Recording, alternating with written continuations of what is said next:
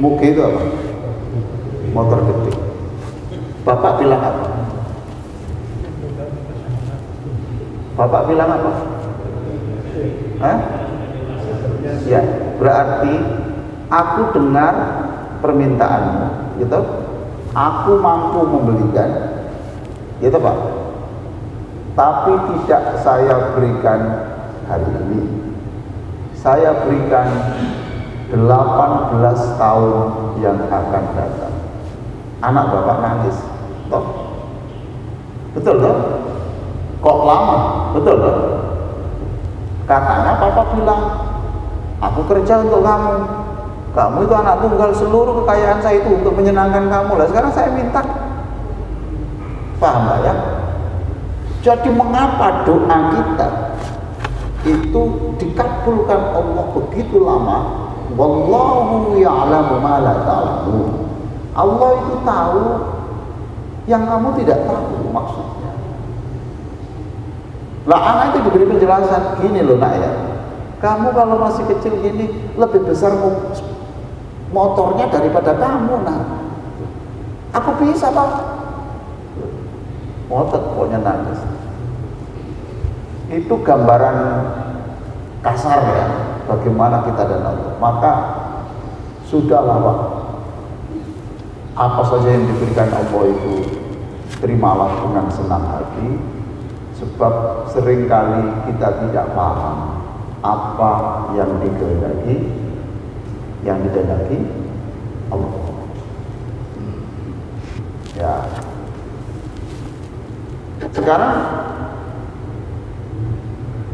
orang punya anak satu, lalu setelah lulus SMA, padahal seluruh aset itu sudah diatasnamakan anak ini, anak tunggal. Setelah SMA, renang dengan teman-temannya di Kenjeran, kemudian hanyut kena ombak, meninggal. Ini latihan Pak ya, ini latihan menata hati ya, meninggal. Nah, kenapa kok meninggal hari itu? Kok tidak meninggal nunggu nanti ketika besar? Jawabannya Allah tahu maksud dari keputusan Allah yang kamu tidak tahu. Paham ya? Ini harus ditata betul. Tidak tahu kita ini. Wallahu ya'lamu ma la ta'lamun. Allah itu tahu apa yang tidak kamu ketahui. Kalau Bapak protes, kenapa kok tidak nunggu besar? Allah bertanya, sebenarnya yang pinter memilih hari itu aku apa kamu? Yang pinter memilih hari terbaik untuk kematian anakmu itu aku apa kamu? Bapak jawab apa? Hah? Bapak jawab apa? Hah? Aku apa kamu? Bapak bilang apa? Engkau toh? Allah toh? Ya sudah, aku lebih tahu. Lah kalau kamu merasa lebih tahu, ya sudah kamu urusi sendiri, hidupkan sendiri, matikan sendiri sakarepmu. Paham Pak ini ya? Ini tauhid. Saya ngiring orang supaya ngerti wallahu ya'lamu ma la ta'lamun. Ya. Allah bisa Pak. Sekarang Allah menghidupkan Bu Jeje ini, jam ini terlalu mudah bagi Allah. Ya toh Pak? Bapak-bapak yang sakit sekarang, sakit apapun, apa jantung, apa hepatitis, apa saja. Loh Pak, tadi dalam ayat itu di beberapa kali, 2 kali disebut Allah itu Maha Kuasa. Allah Pak, bisa Pak. Sekarang Bapak yang kesulitan ekonomi, jam ini Allah kemudian membalik keadaan itu bisa. Yang sakit itu jam ini kemudian Allah kun fayakun sembuh, itu bisa. Lalu Bapak bertanya, kenapa kok tidak disembuhkan? Karena kalau Allah Maha Kuasa. Jawabnya sederhana kan? Allah menjawab, aku nunggu tanggal yang baik. Ya. Nah ini mengulang saja apa yang dibaca oleh imam kita tadi itu ya. Bapak Ibu yang sangat saya muliakan. Sekarang saya diminta oleh Pak Prof Buladi bicara tentang halal bihalal. Ya, yang benar itu silaturahim ataukah silaturahmi?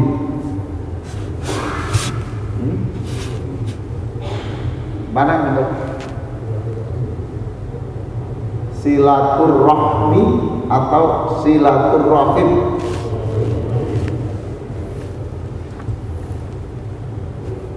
Ayo Pak, jawab yang keras. Nah, ada yang mi, ada yang lim.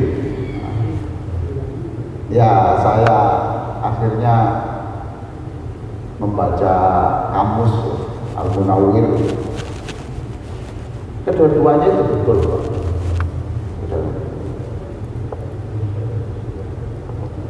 Kalau silaturahim itu menyambung, rahim itu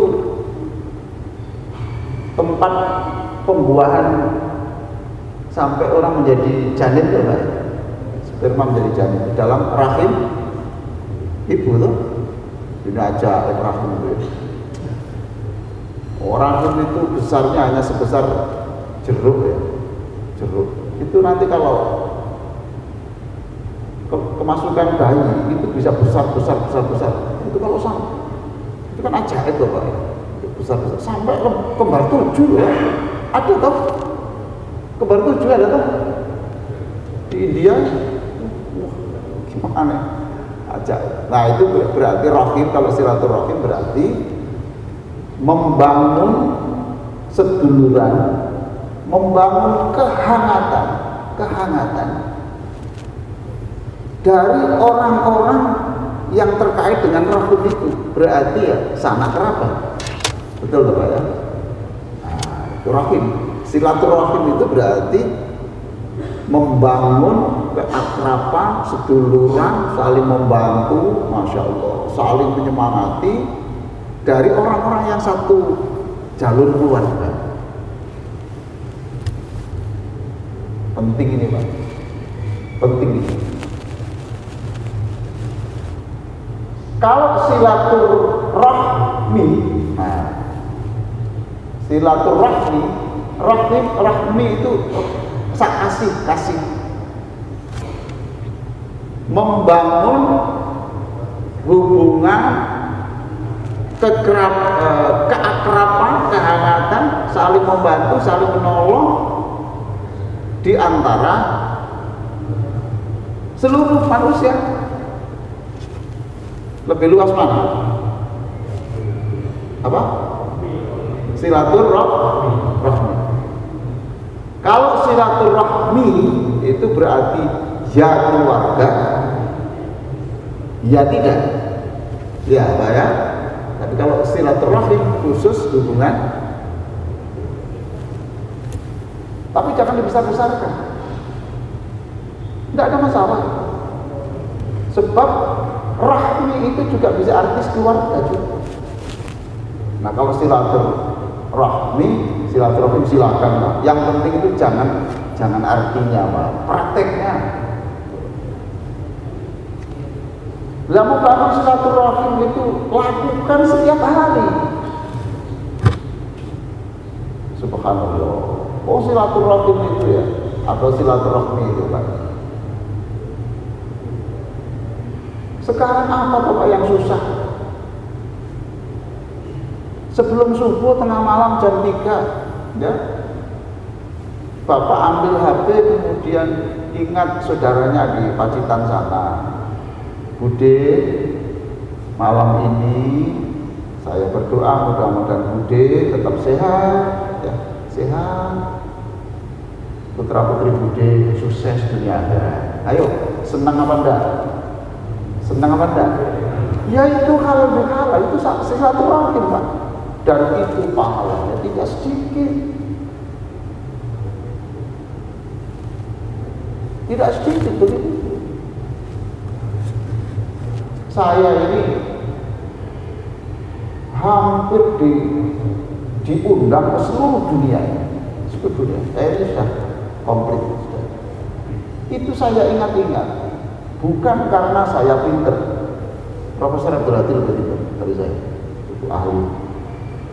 Banyaklah yang lebih senior banyak. Tetapi saya ingat-ingat itu hanya karena itu saya sering kalau udah kenal itu sudah saya perlakukan sampai hari kiamat.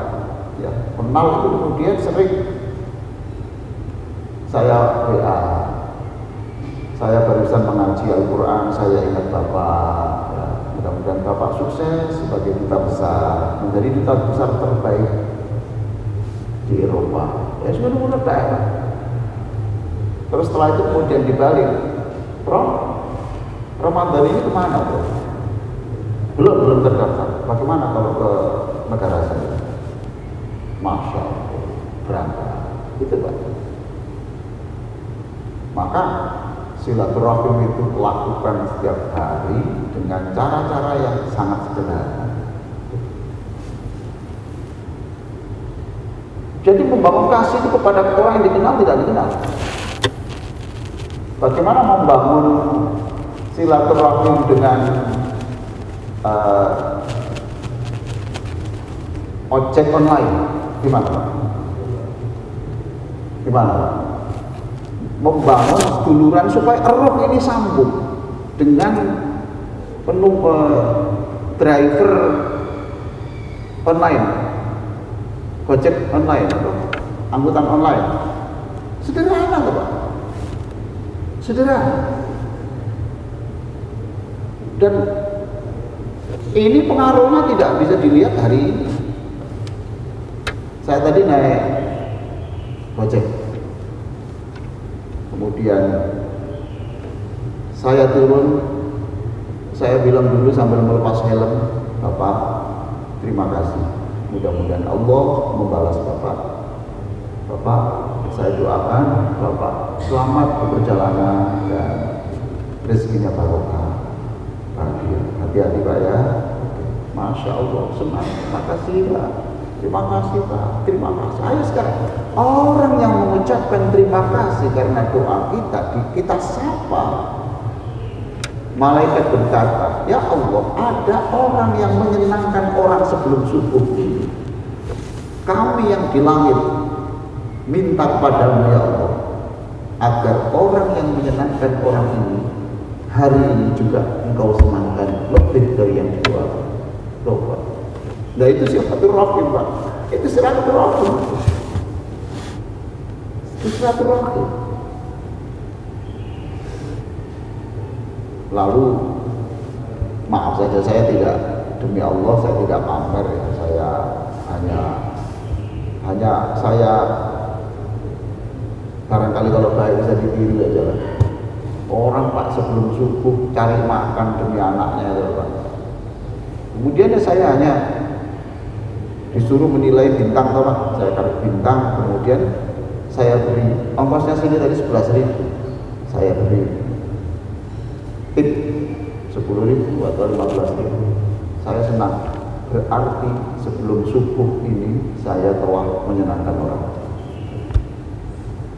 Loh itu silaturahim Pak, menyambung kenal tidak kenal. Orang yang tadi Pak ya, bisa saja Pak dalam perjalanan itu dia bilang, ya Allah, aku kok hari ini didoakan. Umpamanya dia hampir kecelakaan, dia selamat, mungkin doanya orang tahu. Ngomong itu saja Pak, itu doa lah. Bapak Ibu sekalian, di Inggris ya, di Inggris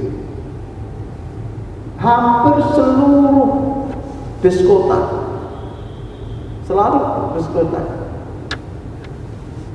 yang penumpang itu turun, harus lewat pintu depan keluar. pasti, hampir pasti. Apakah itu di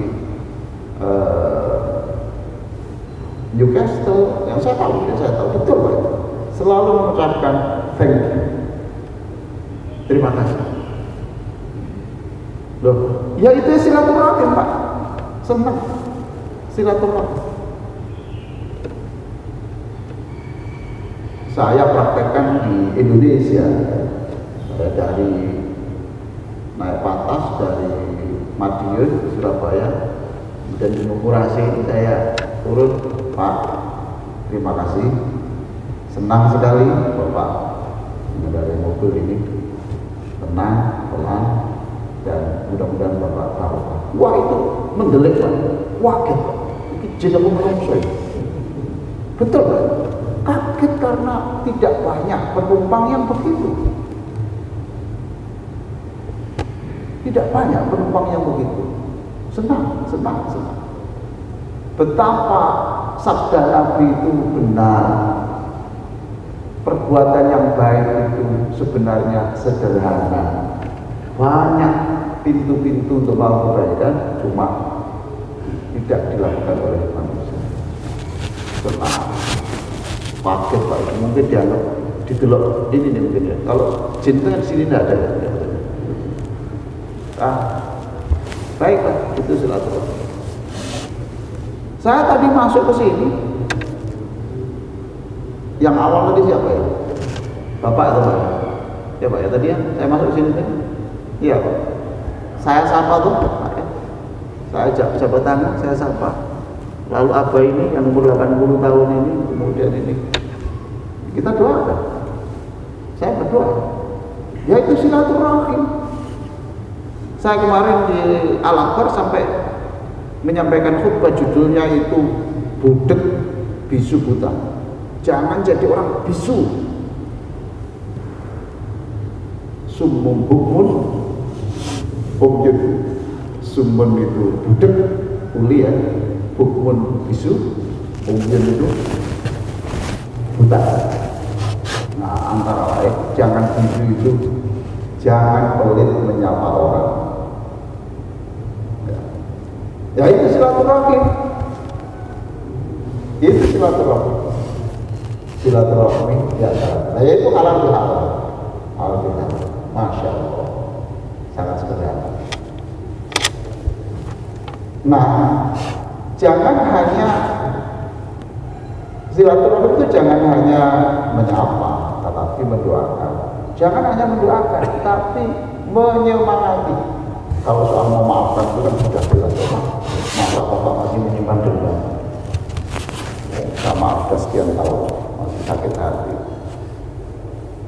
Yang sakit hati ya, yang masih menyimpan sakit hati, saya tanya ya, orang sakit hati dengan yang menjadi sasaran sakit hati itu lebih, yang sakit mana? Pak, Bu, halo Ibu, jangan tidur Bu. Bu,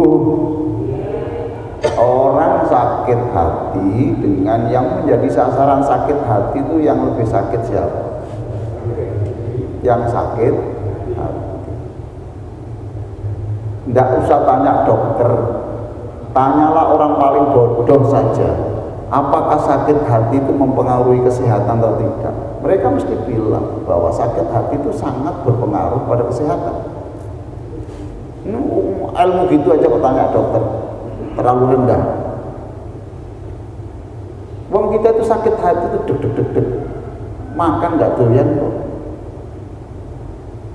Tapi yang menjadi sasaran sakit hati itu kan tidak tahu kalau orang itu sakit. Ya mangan doyan, tempe, tahu, lontong, pecel, rawon, lontong. Lah yang sakit hati menahan sampai 10 tahun loh. Jadi orang sakit hati itu sakit.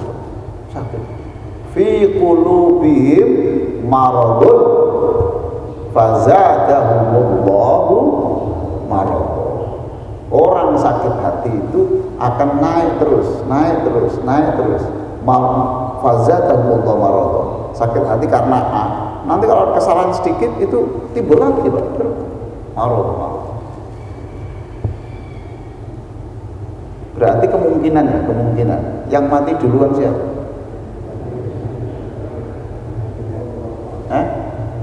Yang mati duluan? Yang sakit hati tak Pak? Iya tak Pak? Bener.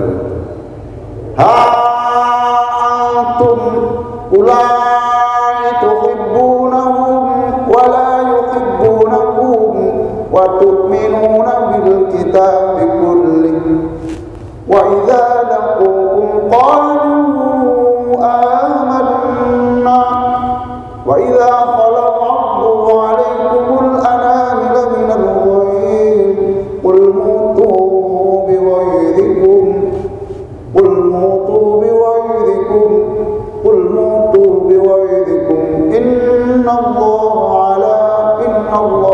alimun bidzatis sudur.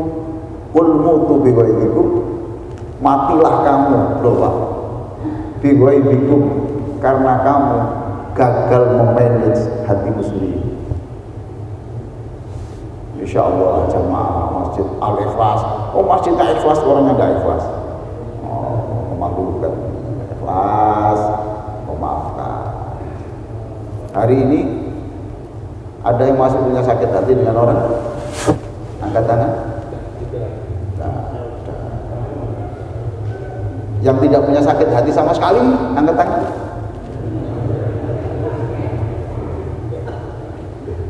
Ini istilah anak muda Pak, jamaah GJ, gak jelas. Ditanya sakit hati ya udah angkat tangan, gak sakit hati ya angkat tangan. Ya, kalau masih punya sakit hati, ya Allah, ada doa dalam sujud. Hari ini memang saya tidak menjelaskan tentang sholat. Rabbi a'ti nafsi taqwaha wa zakkiha anta khairu man zakkaha. Itu doa, salah satu doa sujud. Ya Allah, berikan aku takwa kepadamu dan bersihkan hatiku dari hal-hal yang tidak baik. Mohon kepada Allah. Bapak tidak bisa memaafkan orang itu kalau tidak diberi kekuatan Allah. Lalu secara rasional itu pantas kok Bapak sakit hati itu pantas, logis. Lalu bisa memaafkan? Tidak bisa. Kalau tidak dibantu Allah tidak bisa. Bismillahirrahmanirrahim. La yasuqul khaira. Terus illallah. Bismillahirrahmanirrahim. La yasrifus su'a illallah. Dengan nama Allah, aku tidak bisa melakukan yang baik kecuali diberi kekuatan Allah. Ya Allah, aku tidak bisa meninggalkan yang tidak baik kecuali diberi kekuatan oleh Allah. Nah, sama seperti ini loh Pak. Ya. Jadi kalau kita ini jadi orang baik, itu yang mohon kekuatan kepada Allah. Jangan melakukan, jangan sendirian. Apa saja. Seperti ini Pak. Ini apa Pak? Pulpen. Iya. Saya tanya, bisa terbang enggak? Mau enggak bisa. Bisa terbang enggak? Bisa. Kalau saya terbang enggak? Ya toh. Jadi potensi Bapak untuk memaafkan orang nggak bisa secara alami. Ini baru bisa terbang ketika saya naikkan. Maka kalau itu Bapak atasi sendiri, itu tidak bisa. Maka perlu kekuatan dari Allah. Ingat Allah, nggak bisa kalau Bapak itu hanya usaha sendiri, itu tidak dibantu Allah. Rasulullah sendiri itu minta kepada Allah, Allahumma inni ala dzikri. Ya Allah, bantulah aku, tolonglah aku untuk bisa mengingatmu. Loh. Jadi kalau belum bisa memaafkan orang, ya minta bantuan Allah. Sebab secara logis itu susahlah memaafkan. Contoh sederhana ya. Beli rumah 1 M. Karena dalam proses perubahan akte sertifikat ini ternyata ada keluarga yang menuntut diwarisi karena masih di atas tangan. Orang yang jual itu sakit, kemudian perlu biaya besar, ya sudah nanti kita tulisan aja di tangan ini, itu tantangan. Setelah itu kemudian yang sakit itu meninggal dunia, anaknya tidak tahu. Ini sudah ada itu Bang, ditransfer 1 M karena kebutuhan untuk operasi. Pada saat menjelang surat resmi ini anaknya datang, kemudian mengatakan, saya anaknya, saya tidak tahu kalau ibu saya menjual. Tidak bisa. Bapak, silakan Bapak ke pengadilan. Silakan, Bapak punya apa? Ini terjadi Pak. Dan itu terjadi pada saya sendiri. Walaupun tidak 1 M. Sedikit Pak, tidak sampai itu. Ya saya nggak punya kekuatan apa-apa. Padahal untuk ambil itu harus jual semua segalanya. Gelang, apa ya, mas kawin di bojo bareng jual itu. Ternyata hilang. Kayak gitu. Lah ini disuruh maafkan ya Allah. Gimana Pak memaafkan ini? Ya Pak. Lah uang sekian. Oh maaf, saya belajar memaafkan itu berbulan-bulan. Cek nemen ya Allah. Saya minta tolong pada Allah. Lah waktu nggak dimaafkan ya tetap hilang. Dimaafkan ya dia tetap hilang juga. Dan itu rasanya hati lebih enak. Jadi Bismillahirrahmanirrahim. Layak itu Allah tidak bisa meninggalkan itu. Jadi kalau Bapak masih halal ini masih punya sakit hati, ya banyak orang sakit hati itu banyak. Hal-hal yang sedikit saja. Bentak dia begini, tamunya parkir di depan rumahnya sampai dia sendiri tidak bisa keluar. Ayo gimana? Ini nggak bisa nimbung ini, bolak-balik. Ini bolak-balik. Banyak. Ya, pokoknya apapun yang terjadi Bismillah bahwa hari ini adalah hari pembebasan dari sakit. Setuju Pak? Sudah memaafkan semuanya? Bu, sudah Bu? Sudah Pak ya? Bapak bisa memaafkan itu yang zalim kepada Bapak, kan? Masa depannya cerah karena tidak ada urusan di akhirat. Bapak kalau memaafkan, Bapak akan dimaafkan oleh Allah juga. Nah, sudah jadi ya menyapa, terus mendoakan, memaafkan. Nah yang terakhir menyemangati. Apa Pak? Ini loh Pak. Menurut penelitian 80% perkataan orang itu tidak menyemangati. Berapa? 80%. Hanya 20% kalau ngomong itu menyemangati. Dan menyemangati itu ada yang verbal diucapkan, ada yang non verbal tidak diucapkan. Imam kita, imam masjid itu tidak usah dengan kata-kata, lagunya itu menyemangati makmum apa tidak? Ya lihat-lihat. Itu kalau imamnya begini.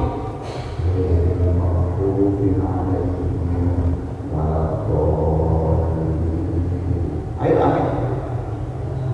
Aminnya gimana? Itu betul kan? Imamnya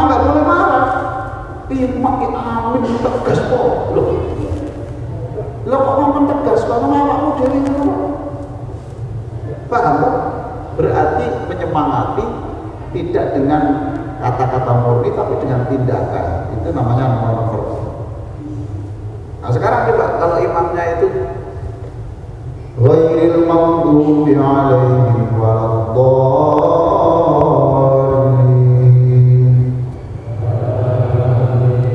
ya naik sedikit sesuai dengan iramanya.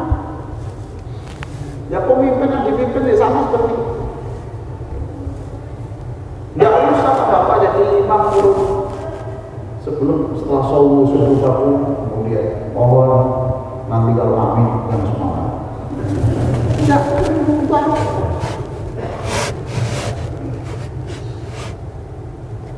Siratal ladzina an'amta 'alaihim ghairil maghdubi 'alaihim waladdallin.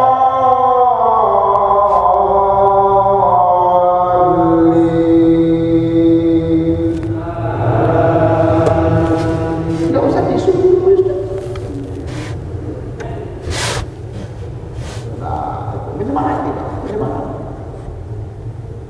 Walaupun saya harus tahu, tidak semua orang yang disemangati itu berterima kasih.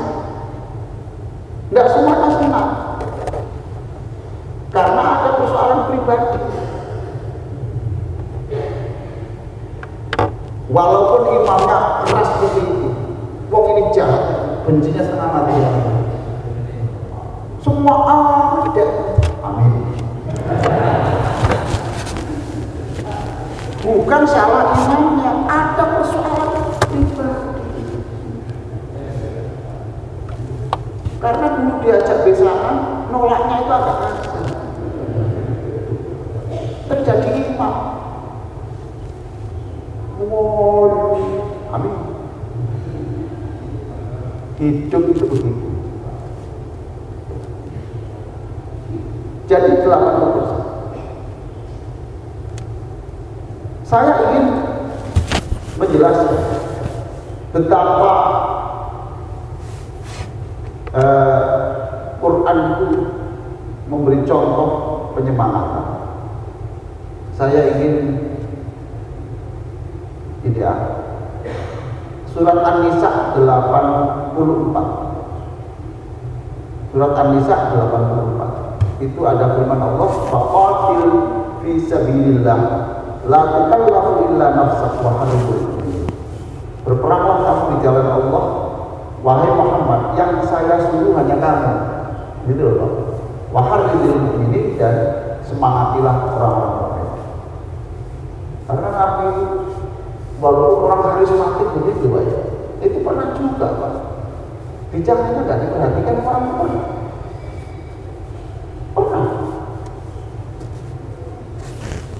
Siapa tadi? Siapa yang nggak diperhatikan tadi? Siapa? Nabi dong.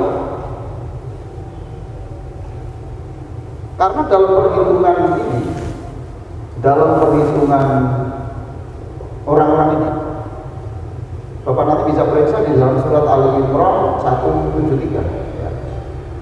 173. Waktu itu kan sudah diketahui bahwa pasukan musuh itu 1000 orang. Lalu pasukan Nabi itu 300. Nabi itu meyakinkan, kita perang. Coba apa kata sahabat yang sebagian? Nabi, ini enggak imbang. Kita ini bunuh diri kayak begini, bunuh diri Nabi. Saya enggak mau. Banyak kemudian enggak ikut. Ya, coba seharismatik Nabi itu Pak, kadang-kadang enggak diperhatikan. Betul Pak? Apalagi ketua RT, RW, takmir. Tapi ada susah, tenang. Biarkan. Lakukan lakukan.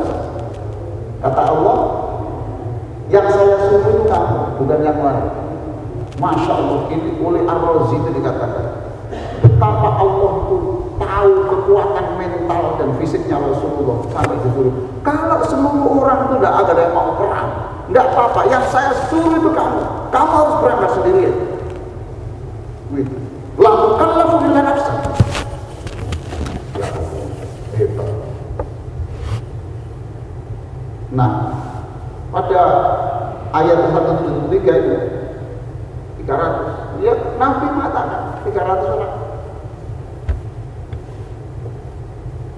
Nabi mengatakan begitu. Karena waktu itu apalagi ada yang menggembosi, sudah tidak menjadi motivator, tapi menjadi kompor, provokator.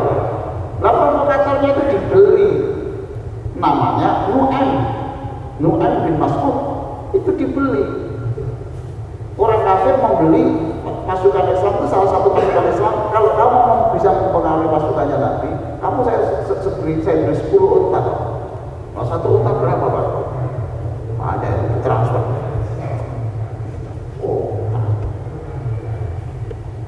Makanya di situ alladzina qala lahumun nasu innan nasa qad jama'u lakum fakhshawhum fazadahum imana wa qalu hasbunallahu wa ni'mal wakil. Lalu kemudian Rasulullah, sudah, kalau kamu sudah tidak ada yang mau berangkat, lihat ini Nabi, saya akan berangkat sendiri. Saya akan berangkat sendiri. Nah, sahabat yang ragu-ragu tadi itu bilang begini, kalau Nabi semangat begitu, saya jadi ikut. Wah, itu hebat. Kalau engkau menunjukkan semangat itu, saya jadi ikut. Apa yang terjadi? Ketika sampai di lapangan yang ditentukan titik untuk perang, di situ itu tidak ada satupun pasukan musuh yang berani. Karena Nabi berangkat, mulai berangkat sampai akhir mengatakan komandonya Nabi itu adalah hasbunallah wa ni'mal wakil. Apa? Coba yang keras. Kurang semangat. Ayo. Terusannya tidak ada. Tidak ada. Nikmal maula dengan nasir itu pada ayat yang lain. Kalau hasbunallah wa ni'mal wakil hanya satu ini. Surat Al-Imran. Hasbunallah wa ni'mal wakil. Hasbunallah wa ni'mal wakil. Nah, itu namanya menyemangat. Nah, kalau pemimpin terus Nabi ini kita berangkat bunuh diri, tapi kalau kita ada begini, terus pimpinannya ini mundur. Nah, ini mundur ya, mau sudah lah, kita harus gimana? Sudah. Sekarang saya tunjukkan peristiwa perang Khandaq. Jadi untuk membangun keakraban itu tidak hanya menyapa, tidak, tetapi menyemangati. Ya Allah, lihat temannya ini, usaha apa ini Pak? Isi ulang, Insya Allah. Ya Pak, saya bilang Pak, top, seperti usaha Pak. Kecuali saya minta nomor teleponnya, saya nanti yang memulai beli saya Pak. Wah, menurut menyemangati. Yang ini isi ulang pakai kosong, ini juga gembos ini investasi apa ini, bawa sekali, karena tadi saya sorong, ini loh Pak, ini. Dan 80% orang begini. Maka jadilah penyemangat, jadilah